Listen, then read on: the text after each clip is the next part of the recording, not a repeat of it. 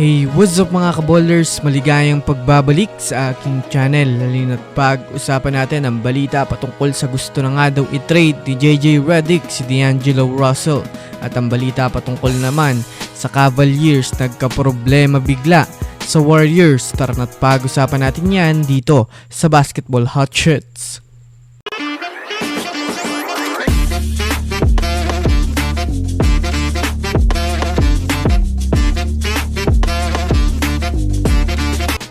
Una nga muna tayong dumako mga kaballers sa balita patungkol sa gusto na nga daw i-trade ni Coach JJ Redick si D'Angelo Russell. Well, sa ngayon nga po mga kaballers ay hindi nga po kagandahan ang performance ngayon ng Lakers sa liga. Ito ay dahil na rin naman sa sunod-sunod nilang pagkatalo. Sa sinabi nga po mga kaballers ni LeBron James na kailangan na nga daw ng Lakers gumawa ng move ay isa sa kanilang mga core mga kaballers ang nanganganib na mabitawan. Ito nga po mga kaballers ay si D'Angelo Russell na kasalukuyang wala naman nga pong malakas na impact na idinadala sa Lakers. Yes mga kaballers, pati nga po si Coach JJ Redick ay naiinis sa performance ni D'Angelo Russell dahil may isa nga po mga kaballers na senaryo ng laro mula ng laro nila sa Grizzlies na nagwala si Coach JJ Redick matapos masupalpal ito sa malamya na galawan ni D'Lo.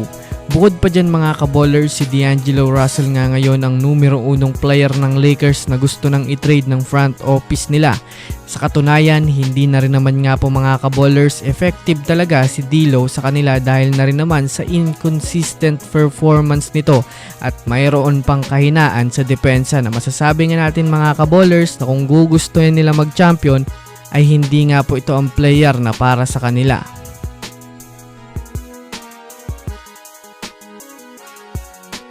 Samantala, dumako naman tayo mga kaballers sa balita patungkol sa magiging problema ng Cavaliers sa Golden State Warriors.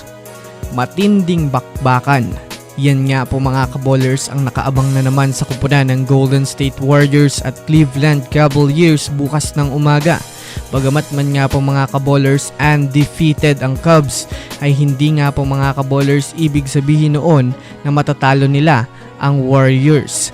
Sa katunayan nga niyan, kailangan nga nilang mangamba dahil tinalo pa lang nga po ng Warriors mga kaballers ang defending champion na Boston Celtics na kung susumadayan nga natin mga kaballers kahit silang Cavaliers ay delikadong matalo pa nito ng Celtics. Samahan mo pa na magbabalik laro pa nga po ang ilan sa kanilang mga gwardya.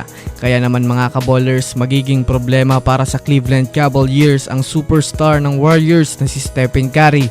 Ang second unit ng Warriors, ang kanilang fast-paced play at ang hindi mapigil na 3 points ni Buddy Hield. Kahit man nga po mga kaballers sa home court nga ng Cubs gaganapin ang laro ay hindi pa rin nga sila kailangan makampante dahil na rin naman sa maaari nga pong tuldukan ng Warriors ang kanilang winning streak kagaya ng ginawa nila sa Celtics. Kaya talagang kailangan nga po mga kaballers ng Cleveland Cavaliers ng sobra na paghahanda para sa Golden State Warriors. So yun lamang mga kaballers, yan lang naman na pag-uusapan natin ngayon. Pindutin ang subscribe and hit nyo na rin ang notification bell para sa mga susunod na updates sa mundo ng basketball. Again, this is Basketball Hot Shots.